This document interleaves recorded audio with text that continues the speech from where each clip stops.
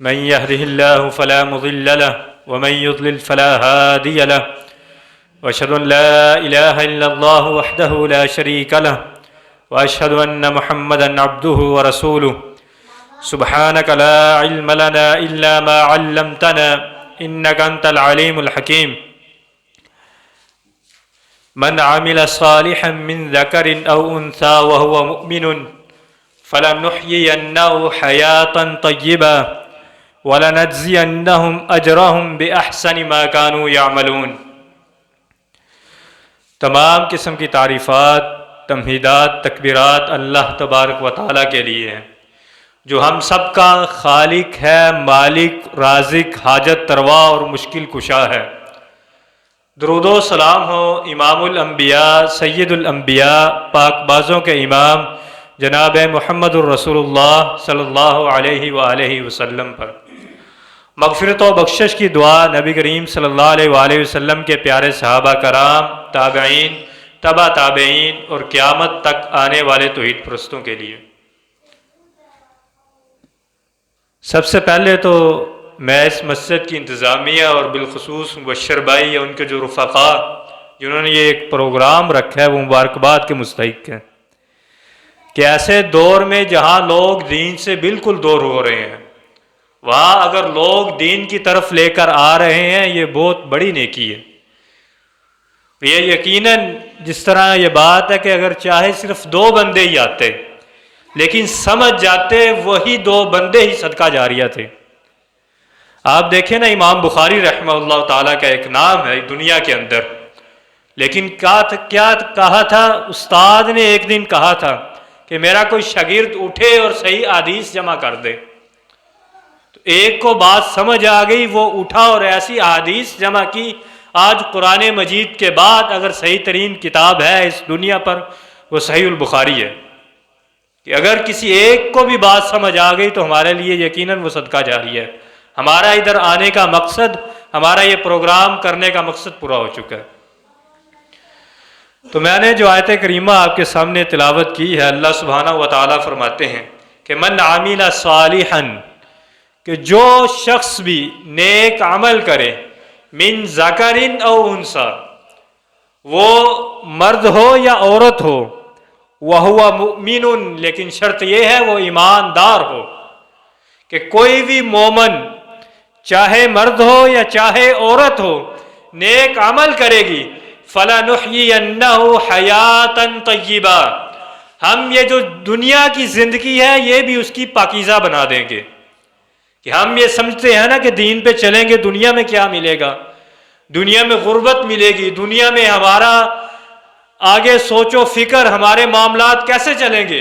اللہ سبحانہ و تعالیٰ نے یہاں فرمایا کہ جو بندہ نیک عمل کرے، مرد ہو یا عورت، اللہ اس کی دنیا بھی اچھی کر دے گا، اور پھر آخرت وَلَنَجْزِيَنَّهُمْ أَجْرَهُمْ بِأَحْسَنِ مَا كَانُوا يَعْمَلُونَ، اور ہم آخرت کے دن اسے بہترین بدلہ دیں گے۔ بدلہ کس چیز کا؟ بِأَحْسَنِ مَا كَانُوا يَعْمَلُونَ، جو وہ دنیا میں رہتے ہوئے عمل کیا کرتا تھا۔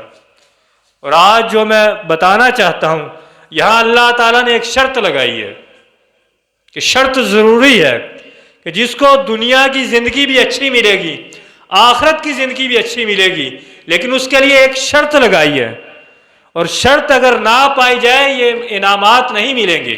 اس کی مثال میں دیتا ہوں کہ نماز پڑھنے کے لیے وضو شرط ہے۔ اگر ایک بندہ مسجد میں آئے، وضو نہ کرے، سیدھا آ کے نماز پڑھنا شروع کر دے، کیا اس کی نماز قبول ہے؟ قطعاً نماز قبول نہیں ہے۔ اگر میں کہوں نہیں اس نے بڑے غور و فکر سے نماز پڑھی ہے، ترجمے پر غور کیا ہے، رو رو کے نماز پڑھی ہے، اب تو یار اس کی دعا قبول ہونی چاہیے، نماز قبول ہونی چاہیے، لیکن تمام لوگ یہ کہیں گے اس نے وضو نہیں کیا، وضو ضروری تھا، جب وضو نہیں کیا اس کی نماز نہیں ہوئی۔ تو اسی طرح ہر نیک اعمال میں کچھ شرائط ہیں۔ اسی طرح اللہ تعالیٰ نے جو ہمیں بدلہ دینا ہے کہ اس دنیا کی زندگی بھی اچھی بنے گی، آخرت کی زندگی بھی اچھی بنے گی، کس کی؟ جو مومن ہوگا، جو اللہ تعالیٰ پر ایمان لے کر آئے گا، اس کی زندگی دنیا کی بھی اچھی ہے اور اس کی زندگی آخرت کی بھی اچھی ہے۔ لیکن جو بندہ نیک اعمال، اچھے اعمال کرنے والا ہے، بڑی نیکیاں کرنے والا ہے، غریبوں پر خرچ کرنے والا ہے، فقراء کو مال دینے والا ہے، اور بڑی بڑی نیکیاں کرنے والا، کھانے کا بندوبست کرنے والا، دسترخوان لگانے والا ہے، لیکن مقابلے میں مومن نہیں ہے، اللہ تعالیٰ کو اس کی یہ نیکیاں قابل قبول نہیں ہیں۔ تو اس لیے اگر آج ہم اپنی نیکیوں کی قبولیت چاہتے ہیں تو ہمیں مومن بننا ہوگا۔ اور مومن اور ایمان کسے کہا جاتا ہے؟ کہ ہم یہ تو کہتے ہیں کہ میں مومن ہوں، یہ تو ہم کہتے ہیں کہ ہم ایمان والے ہیں، یہ تو ہم کہتے ہیں قرآن مجید میں جب آیا یا ایھا الذین آمنوا، اے وہ لوگوں جو ایمان لائے ہو، اس سے مخاطب ہم لوگ ہیں۔ لیکن کیا ہم نے کبھی سوچا مومن یا ایمان والا کسے کہا جاتا ہے؟ جس طرح ہم بیٹھے ہوئے ہیں، اسی طرح نبی کریم صلی اللہ علیہ وآلہ وسلم کے صحابہ کرام ایک دن بیٹھے ہیں۔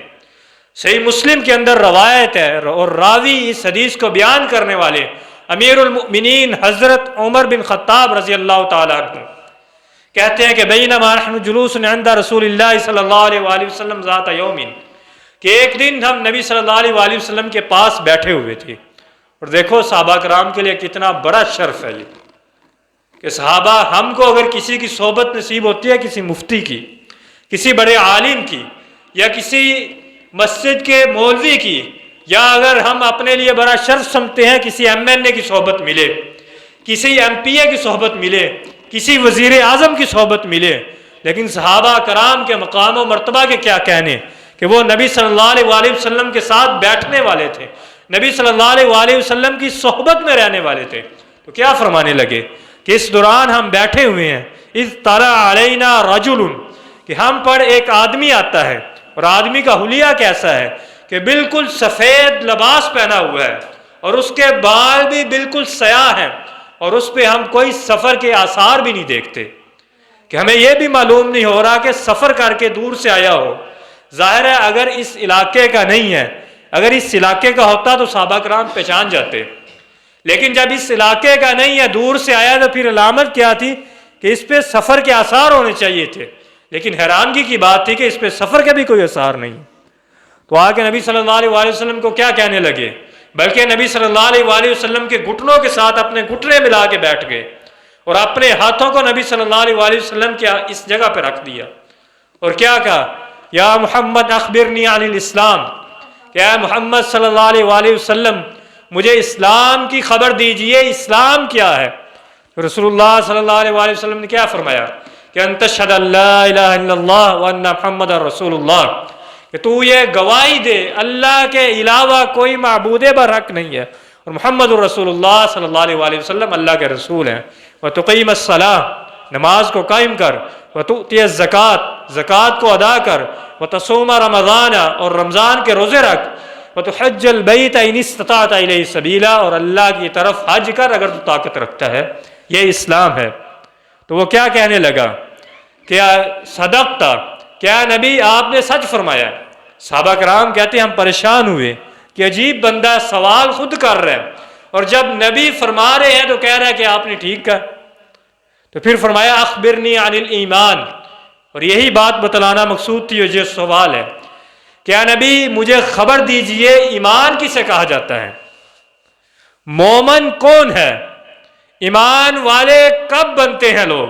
تو نبی صلی اللہ علیہ وآلہ وسلم نے کیا فرمایا، 6 چیزیں بیان کی کہ 6 رکن ہیں اس ایمان کے، اگر یہ کسی بندے کے عقیدے میں یہ 6 رکن پائے جائیں گے تو وہ بندہ مومن ہے، لیکن اگر وہ بندے کے عقیدے میں ان 6 ارکان میں سے کوئی ایک رکن نہیں ہے، یا 5 تو مانتا ہے 6 کو نہیں مانتا، اللہ کو اس کا ایمان قابل قبول نہیں ہے۔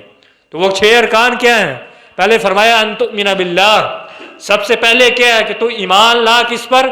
اللہ پر، وملائکتہ، اللہ کے فرشتوں پر ایمان، وکتبہ، اللہ تعالیٰ کی کتابوں پر ایمان، ورسلہ، اللہ تعالیٰ کے رسولوں پر ایمان، والیوم الآخر، اور آخرت کے دن پر ایمان، وتؤمن بالقدر خیرہ وشرہ۔ 6 ایمان ارکان کیا ہے؟ وتؤمن بالقدر خیرہ وشرہ، کہ تقدیر کے اچھا یا برا ہونے پر تیرا ایمان ہونا چاہیے۔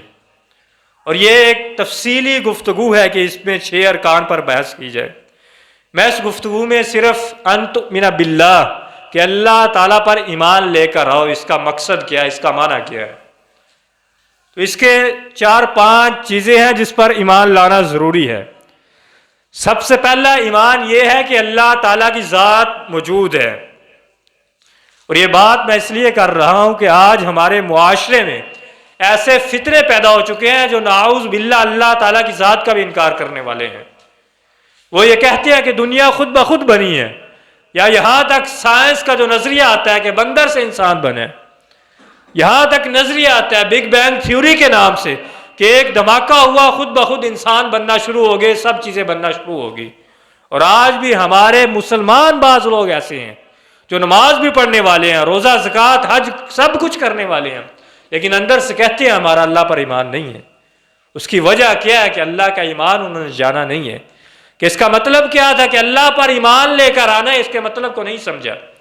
سب سے پہلی بات کہ اللہ تعالیٰ کی ذات ہے، اور یہ جانتے ہیں کوئی بھی چیز کسی بنانے والے کے بغیر نہیں بن سکتی۔ کسی چیز کو ہم جب دیکھتے ہیں فوراً اس کے بنانے والے کی سمجھ آ جاتی ہے۔ مثال کے طور پر میرے سامنے یہ سپیکر چل رہا ہے، جب یہ سپیکر چل رہا ہے فوراً میرے ذہن میں آ گیا اس کا بنانے والا کوئی ہے۔ یہاں مسجد کے اندر پنکھا چل رہا ہے، پنکھے کو دیکھتے ہیں فوراً سمجھ آ جاتی پنکھے کو بنانے والا کوئی ہے۔ یہ مسجد بنی ہوئی ہے، جب اس مسجد کو دیکھتے ہیں فوراً ذہن میں آتا ہے اس مسجد کو کسی نے بنایا ہے۔ تو میرے دوستوں اور بھائیوں، جب یہ کائنات دیکھیں، زمین و آسمان دیکھیں، سورج چاند ستارے دیکھیں، درخت دیکھیں، فصلیں دیکھیں، نباتات دیکھیں، آسمانوں سے بارش کا برسنا دیکھیں، یہ سب دیکھیں کیا کسی ذات کے بغیر برس رہے ہیں؟ قطعاً ایسا نہیں، بلکہ اللہ تعالیٰ کی ذات ہے۔ دوسرا یہ عقیدہ کہ اللہ تعالیٰ کی ذات ساتوں آسمان عرش کے اوپر ہے، کہ اللہ تعالیٰ کی ذات ایسی نہیں جہاں آج ہمارا عقیدہ بن چکا ہے کہ اللہ تعالیٰ ہر جگہ موجود ہیں، اللہ تعالیٰ ہر جگہ، ہر لمحے، ہر جگہ موجود ہیں۔ یہ قطعاً اہل سنت والجماعت کا عقیدہ نہیں ہے، بلکہ ہمارا عقیدہ یہ ہے کہ اللہ تعالیٰ سننے کے اعتبار سے، جاننے کے اعتبار سے اللہ تعالیٰ ہر جگہ ہے، لیکن ذات کے اعتبار سے ہے تو ساتوں آسمان کے اوپر، عرش کے اوپر اللہ تعالیٰ مستوی ہیں۔ اور قرآن مجید میں بھی یہی ہے، الرحمن علی العرش استوی، کہ الرحمن تمہارا جو رب ہے وہ عرش پر مستوی ہے۔ اور اس کے بعد باقی عقائد آتے ہیں کہ توحید ہے سب سے پہلے، کہ اللہ تعالیٰ کو ایک جاننا، پھر عبادت کرنا تو اللہ تعالیٰ کی کرنا، اور عبادت میں صرف نماز، روزہ، حج، زکوٰۃ نہیں ہے۔ اگر قربانی دی جائے گی اللہ تعالیٰ کے لیے دی جائے گی، اگر کوئی نذر و نیاز کی جائے گی اللہ تعالیٰ کے لیے کی جائے گی، جو بھی ہم نیکی کرنا چاہیں گے اللہ تبارک و تعالیٰ کے لیے کریں گے۔ اب یہ سوال ہے کہ جب ہم یہ اللہ تعالیٰ پر ایمان لے کر آئیں، بلکہ نبی صلی اللہ علیہ وسلم کے صحابی مسند احمد کے اندر روایت ہے کہ سفیان بن عبداللہ ثقفی رضی اللہ تعالیٰ عنہ نبی صلی اللہ علیہ وسلم کے پاس آئے اور آ کر کیا کہنے لگے، یا رسول اللہ قل لی فی الاسلام قولا لا اسأل عنہ احدا بعدک او غیرک، کیا نبی کریم صلی اللہ علیہ وسلم مجھے ایسی بات بتلا دیجئے کہ آپ کے علاوہ مجھے کوئی سوال کرنے کی ضرورت نہ پڑے، کہ آج مجھے ایسی بات بتلائیں کہ اس بات کے علاوہ مجھے سوال کرنے کی کبھی ضرورت نہ پڑے۔ نبی صلی اللہ علیہ وسلم مختصر جواب دیا، کیا فرمایا، قل آمنت باللہ ثم استقم، کیا میرے صحابی اگر تو یہ چاہتا ہے کہ میں ایسی بات تجھے دوں کہ جس کے بعد تو کسی سے سوال نہ کرے، تو پھر یہ بات ذہن میں رکھ کہ تو یہ کہہ آمنت باللہ، میں اللہ تعالیٰ پر ایمان لے کر آیا، ثم استقیم، پھر ڈٹ جا۔ اور آج ہم یہ دعویٰ کرتے ہیں کہ ہم اللہ تعالیٰ پر ایمان لے کر آئے ہیں، لیکن ثم استقیم ہم ڈٹتے نہیں ہیں۔ ہمارا مشکلوں کے اندر، مصیبتوں کے اندر، پریشانیوں کے اندر ہمارا اللہ تعالیٰ کی طرف رجوع نہیں ہوتا۔ ہمیں جب پریشانی آتی ہے ہم اللہ تعالیٰ کے سامنے گر گراتے نہیں ہیں۔ وجہ کیا ہے کہ ہم اللہ پر ایمان لائے ہیں، لیکن اللہ تعالیٰ کے یہ ایمان لانے پر ہم ڈٹے نہیں ہیں۔ آپ دیکھ لیجئے، اگر کوئی پریشانی آ جائے، ہمارے آج کا مسلمان کدھر جاتا ہے؟ کسی مسلمان کا ہاتھ اٹھاؤ، ہاتھ پہ دھاگا باندھا ہوا ہے، پوچھا جائے کس لیے باندھا ہے، فلانی بیماری ہے۔ گلا دیکھو، گلے کے اندر تعویذ ہے، کس لیے؟ فلانی بیماری کے لیے میں نے تعویذ پہنے۔ درباروں پہ جا کے دیکھو، نذر و نیاز، چادریں چڑھائی جا رہی ہیں، کس لیے؟ کہ فلانی میری یہ پریشانی دور کریں گے۔ میں تو یہی کہتا ہوں کہ اگر آج ہمیں کوئی یہ بندہ کہے کہ آپ کو یہ مصیبت ہے، یہ بیماری ہے، فلانی جگہ جاؤ نظر و نیاز کرو، ہم وہاں کھڑے ہو کے کہیں گے آمنت باللہ، ہم اللہ پر ایمان لے کر آنے والے ہیں۔ ہمارا اور تمہارا یہ فرق ہے کہ آپ مصیبتوں پریشانیوں میں اللہ کا در چھوڑ کے دوسروں کے دروں پہ جانے والے ہو، ہم مصیبتوں اور پریشانیوں میں اللہ تعالیٰ کے در کی طرف جھکنے والے ہیں۔ اور پھر انعام کیا ملے گا اگر اللہ تعالیٰ کے در کے صرف جھکے؟ تو اللہ سبحانہ و تعالیٰ نے قرآن مجید میں کیا فرمایا؟ ان الذین قالوا ربنا اللہ ثم استقاموا، کیا لوگوں جس بندے نے کہہ دیا میرا رب اللہ ہے، ثم استقاموا، پھر ڈٹ گیا۔ یہ بھی ضروری ہے کہ صرف کہہ دینا میرا رب اللہ ہے یہ کافی نہیں، بلکہ اس پہ ڈٹنا ہے کہ ثم استقاموا، پھر مصیبت آئے گی، پریشانی آئے گی، مسائل آئیں گے، اپنے بچھڑیں گے، گھر کی طرف سے پریشانی آئے گی، گھریلو مسائل پیدا ہوں گے، گاؤں والوں کی طرف سے مسائل پیدا ہوں گے، لیکن ان سب مسائل میں اگر جھکنا ہے تو اللہ تعالیٰ کی طرف جھکنا ہے۔ اگر تم یہ کام کرو گے، اللہ تعالیٰ پر ایمان لا کر ڈٹ جاؤ گے، پھر اللہ تعالیٰ کے مختلف وعدے ہیں، تتنزل علیہم الملائکہ، ایسے بندے پہ اللہ تعالیٰ کے فرشتے نازل ہوتے ہیں اور کیا کہتے ہیں؟ اللہ تخافوا ولا تحزنوا، کیا بندے نہ تو خوف کر اور نہ تو غم کر۔ خوف کس بات کا؟ کہ میرے ساتھ آگے کیا ہونے والا ہے، اس کو خوف کہا جاتا ہے۔ کسی بندے کے بارے میں ہے جب اس کی موت کا وقت قریب ہوتا ہے فرشتے یہی خوشخبری دیتے ہیں، کیا بندے تو نے اللہ تعالیٰ پر ایمان لایا تھا، اس پر ڈٹا رہا تھا، اب تیرے لیے کیا اللہ تخافو، کہ اب تجھے کوئی خوف نہیں۔ کس بات کا خوف نہیں؟ کہ قبر میں تیرے ساتھ کیا ہوگا، کل قیامت والے دن تیرے ساتھ کیا ہوگا، اس بارے میں تجھے کوئی خوف نہیں۔ کیوں؟ تو نے اس دنیا میں رہتے ہوئے اللہ تبارک و تعالیٰ کو ایمان لا کر اس پہ ڈٹ گیا تھا۔ اور پھر کیا؟ ولا تحزنوا، اور تجھے کوئی غم بھی نہیں۔ غم کس بات کا؟ کہ پیچھے جو زندگی گزار آیا ہے اس کا بھی غم نہیں، کہ میں نے زندگی بے فضول گزار دی، اس میں کچھ کر نہیں سکا، یا زندگی کو اچھے طریقے سے ان میں اعمال نہیں کر سکا، یا بندے تجھے پھر اس کا بھی کوئی غم نہیں۔ وَابْشِرُوا بِالْجَنَّةِ الَّتِي كُنْتُمْ تُوعَدُونَ، کیا لوگوں تجھے خوشخبری دی جاتی ہے کس بات کی؟ جس کا جنت کا اللہ تعالیٰ نے تم سے وعدہ کیا ہے۔ پھر فرمایا نحن اولیاؤکم فی الحیات الدنیا وفی الآخرہ، اے لوگوں جو بندہ اللہ تعالیٰ پر ایمان لا کر ڈٹا رہا ہے، نحن اولیاؤکم فی الحیات الدنیا، ہم تمہاری زندگی میں تمہارے مددگار ہیں۔ ایسے بندے کی اللہ تعالیٰ دنیا کی زندگی میں بھی مدد کرتے ہیں اور آخرت کی زندگی میں بھی اللہ سبحانہ و تعالیٰ ایسے بندے کی مدد کریں گے۔ وَلَكُمْ فِيهَا مَا تَشْتَهِي أَنفُسُكُمْ وَلَكُمْ فِيهَا مَا تَدَّعُونَ، اے لوگو جنت کے اندر جو تم چاہو گے تمہیں دیا جائے گا، اور تم جو بھی مانگو گے اللہ تعالیٰ تمہیں عطا کرے گا۔ نُزُلًا مِّن غَفُورٍ الرحیم، یہ مہمان نوازی کس کی طرف سے ہوگی؟ جو غفور الرحیم ہے، بڑا بخشنے والا، بڑا رحم کرنے والا ہے۔ لیکن یہ کب ہے؟ جب ہم اللہ تعالیٰ پر ایمان لے کر آئے، اللہ تعالیٰ کو اپنی مصیبتوں میں اگر جھکے تو اللہ تعالیٰ کے سامنے، پریشانیوں میں صرف پکارا تو صرف اللہ تعالیٰ کو پکارا۔ جب یہ کام ہم اس دنیا میں رہتے ہوئے کریں گے تو یقیناً یہ ساری نعمتیں، یہ ساری جو فوائد بیان کیے ہیں یہ ایسے بندے کے لیے ہیں۔ لیکن اگر جو بندہ اس سے بالکل انحراف کر لیا، اللہ تعالیٰ کے ساتھ دوسروں کو بھی شریک ٹھہراتا رہا، تو اس کے نیک اعمال اللہ تعالیٰ کے سامنے کوئی حیثیت نہیں رکھتے۔ اللہ تعالیٰ نے نبی صلی اللہ علیہ وسلم کو مخاطب کیا، لئن اشرکت لیحبطن عملک ولتکونن من الخاسرین۔ پیغام امتیوں کو دینا ہے، نبی قطعی شرک نہیں کر سکتے، لیکن پیغام امتیوں کو دینا ہے کہ اے لوگوں اس کائنات کے اندر اگر مجھے سب سے زیادہ کوئی پیاری ہستی ہے تو وہ جناب محمد الرسول اللہ صلی اللہ علیہ وآلہ وسلم کی ہستی ہے۔ لیکن اے لوگوں یہ سن لو، پیغام میں نبی کو دے رہا ہوں، اصل مقصد تم کو پہنچانا ہے کہ اگر یہ نبی بھی شرک کرتے میں ان کے اعمال ضائع کر دیتا تو تم کس بات کی مولی ہو۔ تو اس لیے میرے بھائیوں اور دوستوں، آج ضرورت ہے اس چیز کی، اپنے اللہ تعالیٰ کی طرف رجوع کرنے کی۔ آج ہم اللہ تعالیٰ کی طرف رجوع سے بالکل دور ہو چکے ہیں۔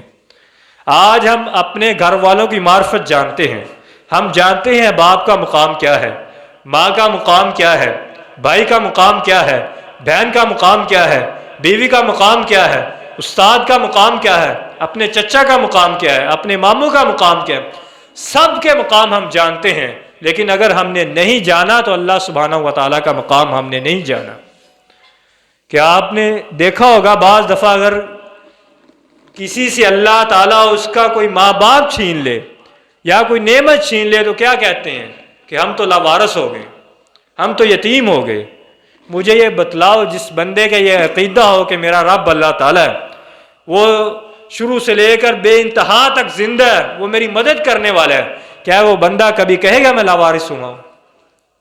وہ تو جتنی مصیبت آئے گی اتنی زیادہ صبر کرے گا، اور وہ یہ سمجھے گا کہ اگر سارے کٹ جائیں لیکن اللہ تعالیٰ میرے ساتھ ہے تو مجھے کوئی پریشانی نہیں ہے۔ یہ ہے اللہ تعالیٰ پر ایمان۔ ہمیں ایسا ایمان لے کر آنا چاہیے۔ بس آگے ایمان کے حوالے سے کہ نبی صلی اللہ علیہ وسلم نے ایک واقعہ بیان کیا، میں وہ واقعہ بیان کر کے اپنی بات ختم کرتا ہوں کہ جس لوگوں نے ایمان لے کر آئے پہلے، جن کو سمجھ آئی اللہ تعالیٰ ہمارا رب ہے، تو انہوں نے پھر کس طرح اللہ تعالیٰ کو پکارا، کس طرح اللہ تعالیٰ نے ان کی پکار سنی، اور بعد میں وہ کس طرح لوگوں کے سامنے ڈٹ گئے۔ صحیح مسلم کے اندر، ترمذی اور مسند احمد کے اندر ایک واقعہ ہے کہ آپ اکثر سورت سنتے رہتے ہیں کہ والسماء ذات البروج، یہ سورت ہم سنتے ہیں کہ سورت بروج اس کا نام ہے۔ اس میں آتا ہے قتل اصحاب الاخدود، خندقوں والے ہلاک ہو گئے۔ کہ اس سورت کے پیچھے پورا ایک واقعہ ہے کہ رسول اللہ صلی اللہ علیہ وآلہ وسلم نے فرمایا، اے صحابہ کرام، تم سے پہلی امتوں میں ایک بادشاہ تھا اور ایک اس کا جادوگر تھا، کہ بادشاہ نے اپنا ایک جادوگر رکھا ہوا تھا، لیکن جب جادوگر کی موت کا وقت قریب آ گیا تو جادوگر نے بادشاہ کو کہا کہ مجھے کوئی ایسا بچہ دو جس کو میں اپنا جادو سکھلاؤں، تاکہ جب میں اس دنیا سے چلا جاؤں یہ جادو باقی رہے۔ ادھر میں ایک بات کہتا ہوں کہ دیکھو یہ جادو کرنا کفر ہے، لیکن کفر والوں کی سوچ کتنی بڑی ہے کہ میرے پیچھے بھی یہ کام چلے۔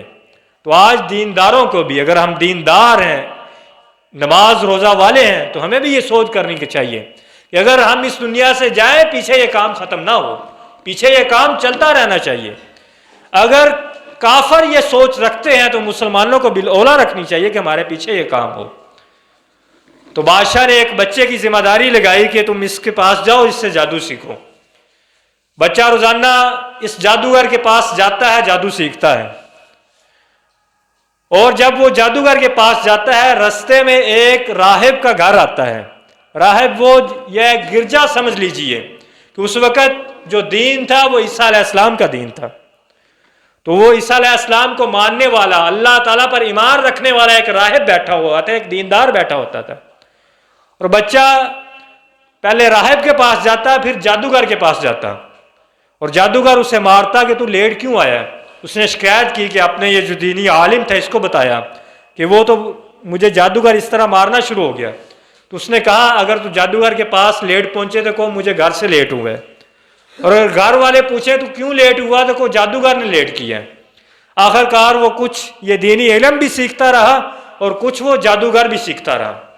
اچانک ایک دن کیا ہوا، رستے میں جا رہا ہے، آگے سے کیا ایک دابۃ عظیمۃ، ایک بہت بڑا جانور رستے میں آ گیا، اور ایک روایت کے اندر آتا ہے کہ شیر رستے کے اندر آ گیا۔ سب لوگ پریشان ہیں کہ ہم اس سے آگے کیسے گزریں۔ تو بچے کو آج سمجھ آ گئی کہ میں دیکھتا ہوں کہ رب کس کا سچا ہے، کہ یہ جو جادوگر سکھا رہا ہے مجھے یہ بات سچی ہے، یا جو یہ مجھے راہب سکھا رہا ہے یہ بات اس کا رب سچا ہے۔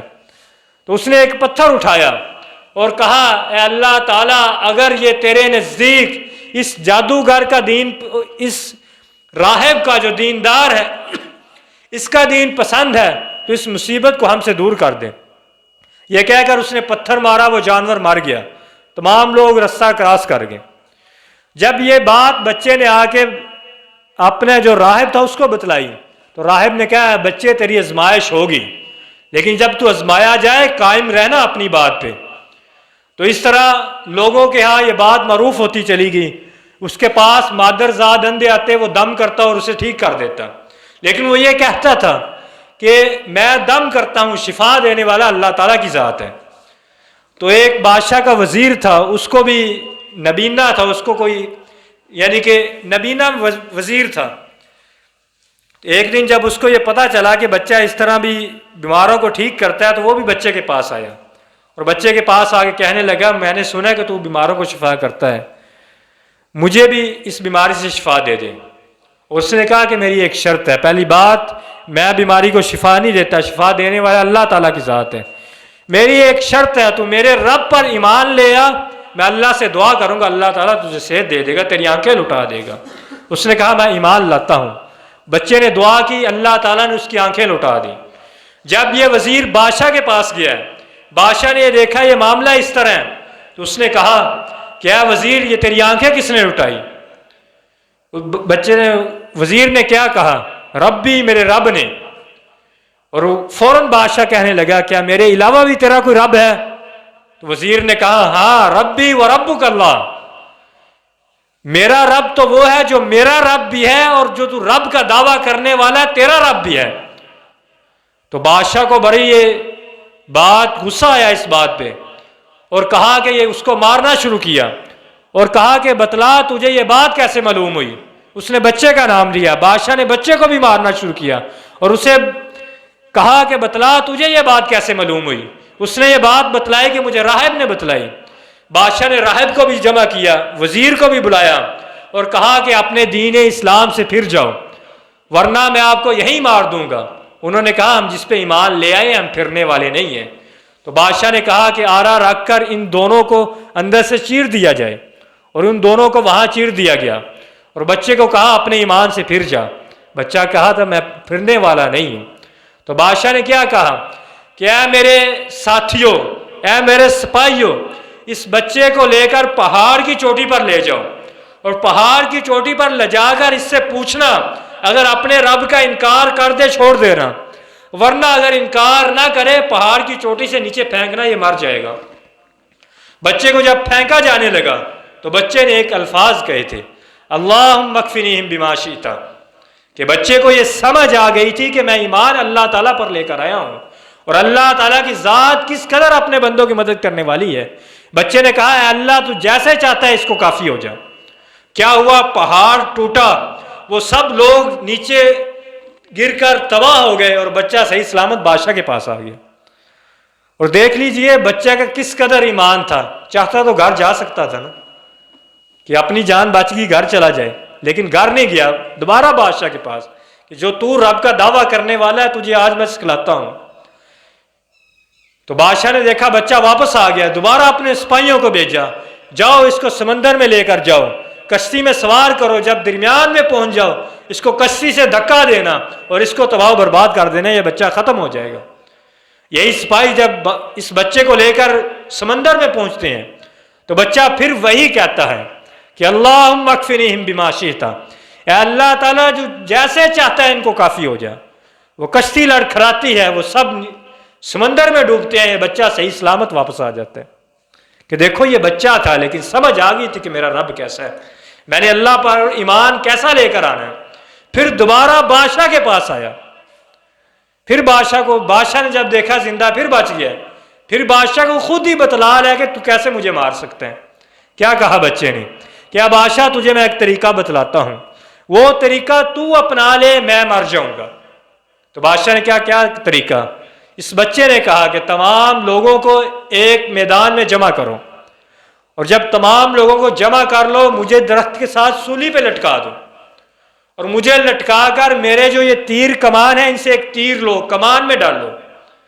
اس تیر کو کمان میں ڈال کر لیکن ایک بات کہنی ہے بسم اللہ و رب الغلامی، کہ میں یہ جو تیر پھینک رہا ہوں اللہ کے نام سے اور اس بچے کے رب کے نام سے.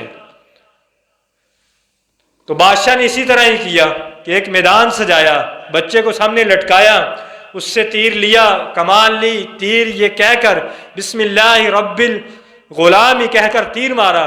بچے کی کن پٹی پہ یہ تیر لگا، بچے نے ادھر ہاتھ رکھا فوراً مار گیا. لیکن بچہ جب مرا تو تمام جو لوگ تھے سب نے کہا آمنا برب الغلام، آمنا برب الغلام، آمنا برب الغلام. کیا لوگوں ہم اس بچے کے رب پر ایمان لے آ رہے ہیں. یہ جو تمام لوگ جمع ہوئے تھے اللہ تعالیٰ پر ایمان لے آئے. اور بادشاہ نے کہا کہ اے لوگوں اس سے انکار کرو ورنہ آگ کی خندقیں کھود کر تم کو جلا دیا جائے گا۔ تو ان سب لوگوں نے انکار نہیں کیا بلکہ آگ کے اندر جل جانا انہوں نے برداشت کیا۔ یہ تھا آمنا، یہ تھا جو اللہ تعالیٰ پر ایمان لائے، یہ تھے وہ لوگ جن کو اللہ تعالیٰ کی سمجھ آ گئی۔ جب انہی لوگوں کو اس آگ کے اندر پھینکا جا رہا تھا تو ایک ماں سے اس کے گود کا بچہ پھینکا گیا۔ جب چھوٹے بچے کو ماں نے دیکھا کہ یہ میری گود والا بچہ بھی اس آگ کے اندر پھینکا جا رہا ہے تو ماں ایک دفعہ پریشان ہوئی۔ تو بچے نے کیا کہا؟ اصبری یا امہ، اے میری ماں تو صبر کر، فإنک علیک علی الحق، کہ بے شک تو حق پر ہے۔ یہ سب انعامات، یہ مصیبتیں، یہ پریشانی سب دور کس نے کی؟ اللہ تعالیٰ نے۔ اور کیوں کی؟ کہ اللہ تعالیٰ پر پختہ ایمان تھا۔ دیکھو ایک بچہ تھا ایک سائڈ پہ اور دوسری سائڈ پہ بادشاہ کی پوری سلطنت تھی۔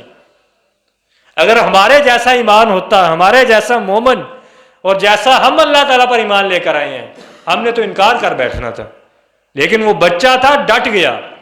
آج ہم بڑے ہو چکے ہیں، 20 سال 30 40 50 60 70 سال ہیں، لیکن ایمان پر ابھی بھی آج تک ہم ڈٹ نہیں سکے۔